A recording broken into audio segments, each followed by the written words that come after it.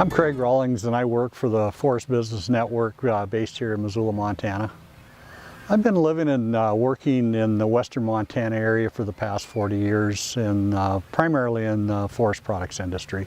You know, I get asked the question all the time on what I've seen in my career in the forest products industry, and probably some of the biggest ones is the fact that we don't have the timber wars industry against environmentalists.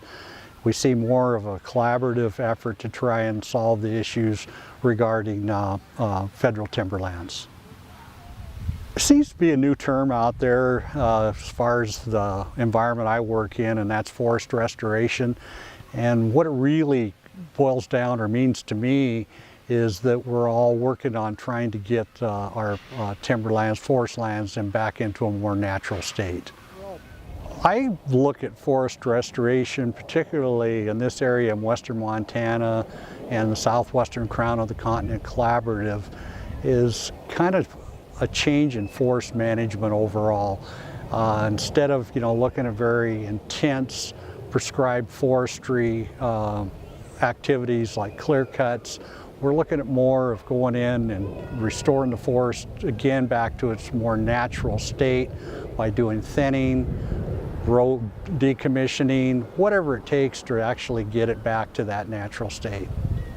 In regards to forest restoration, what comes to mind to me is that across North America, our forests are in great trouble. We've got years of catastrophic wildfire, we've got bug infestation, we've got urban expansion, all kinds of things that contribute to reasons why we should be out restoring our forests so that people can enjoy them.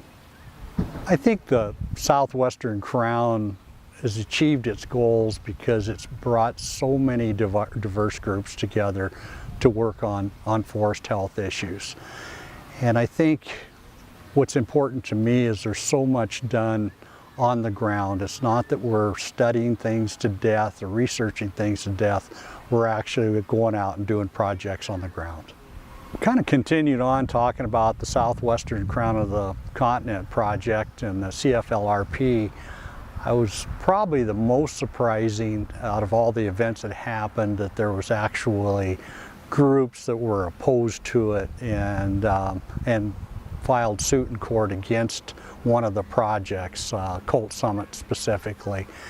All the work I do is with all the parties that are concerned. I have close relationships with the litigants. I have close relationships with the collaborative, obviously.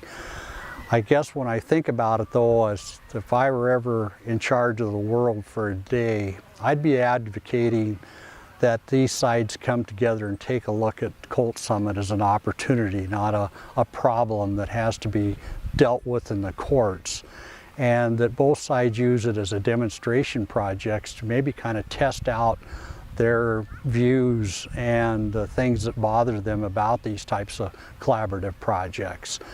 And on top of that, if I had that control for that one day to bring everybody together, I would add in that the opponents to this project, I'd put them in charge of doing the monitoring of the Colt Summit project.